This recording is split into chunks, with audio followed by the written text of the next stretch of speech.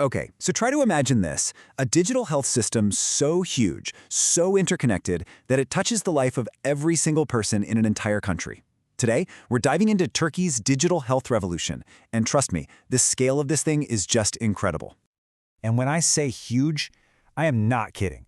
This isn't some small pilot program or a system for just one city. We're talking about one single integrated system for 85 million people. Think about that. Your entire health history, all your appointments, every prescription, it's all right there in one place. So you gotta ask, right? How on earth do you even start something this massive? Well, that's what we're going to unpack. We'll look at the original vision, the invisible tech that powers it all, the apps we actually use, the tools that help doctors, and finally, where this is all heading with AI. All right, first up, the grand vision. You know, where did this whole idea even come from? What was the spark that got this 20-year journey started? Yeah, this definitely didn't just happen overnight. Not even close. The seeds for this were planted way back in 2004 with a national health transformation program. So from day one, they were playing the long game, with their eyes set on a future where healthcare is proactive, not just reactive. And this right here, this was their secret sauce. From the absolute beginning, two things were totally non-negotiable: security and standards. Before they even thought about building a fancy app, they laid down the law on how data would be handled. That bedrock of trust and clear rules is what made everything else even possible. Okay, so now we get to go behind the curtain, to the invisible foundation. This is all the heavy-duty tech that you and I never see, but it's the lifeblood of the whole system. It's what keeps the health data for an entire country moving securely. I love this analogy they use to describe it. Think of it like an air traffic control tower, but for health data. Every piece of information is monitored from a central hub. This centralized command center is what lets them keep an eye on everything 24/7 and maintain an insane level of security. So just how busy is this control tower? Get this. Every single day, the system churns out 1.5 terabytes of log data. To give you an idea, that's like creating the data equivalent of hundreds of full-length HD movies every day. It's just a mind-boggling amount of information.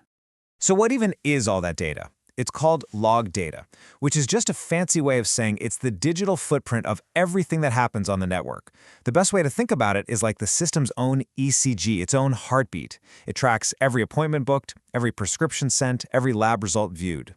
And by keeping this data for 2 years, engineers can spot problems, make the system better, and build a fortress against cyber threats. Okay, so we've got the big vision and the massive infrastructure behind the scenes, but what does all this actually mean for you and me? Well, let's talk about the part that literally lives in our pockets. There are two key apps you really need to know about, and it's super important to get the difference. First, there's MHRS. Think of that as your scheduler. It's how you book an appointment with your doctor. Simple, effective. But then, there's eNabaz, and this is the real powerhouse. It's basically your personal health vault, holding your entire medical history, and you are completely in control of it. And if you want to understand just how much this thing is used, just how big its impact is, check out this number. Ready? 713 times billion. No, that's not a typo. Let that sink in for a second. That is how many times doctors have pulled up patient records using this system.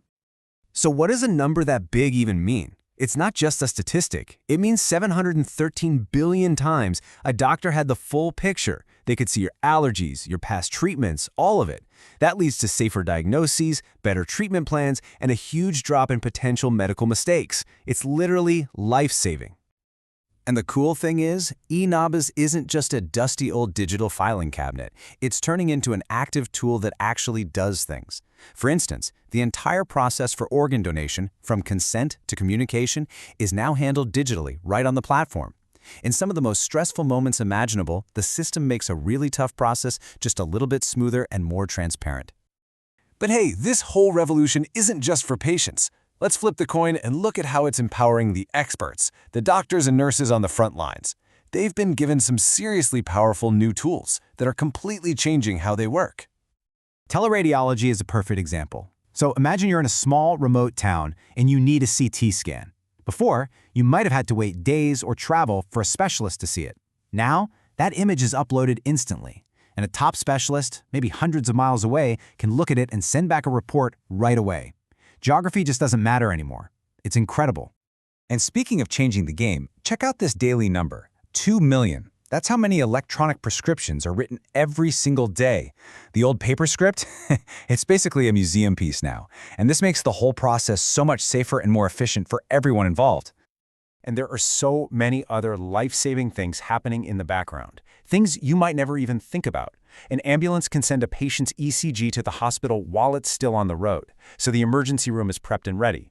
The system can find a perfect organ match for someone in seconds. I mean, these aren't just small improvements, they are absolute game changers.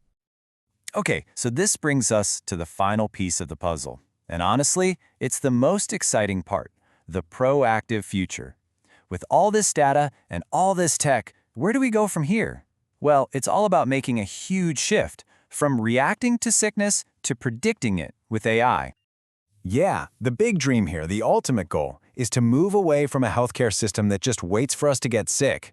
The idea is to build a system that's smart enough to look at all the data and say, hey, you might be at risk for this, way before you ever feel a single symptom. And the engine that's going to make all this happen is a platform called Cena. The best way to think of it is as the central brain for the entire health ecosystem. It's constantly watching all the data pour in, analyzing it in real time, and then tapping decision makers on the shoulder to say, hey, you need to look at this right now. And this is where AI gets really, really powerful. We're talking about AI that can scan a mammogram and flag something suspicious, sometimes even faster than a human can. It can spot a stroke on a brain scan in seconds, saving critical time, or analyze an ECG and flag a potential heart attack. It's happening right now. But, and this is a really important but, the point isn't to replace doctors. This quote absolutely nails it. AI is not a rival. It's a super powerful assistant. It's there to help doctors see what's important, to work faster, and to catch things that a human might miss. It's a tool to make them even better at their jobs. It doesn't replace them.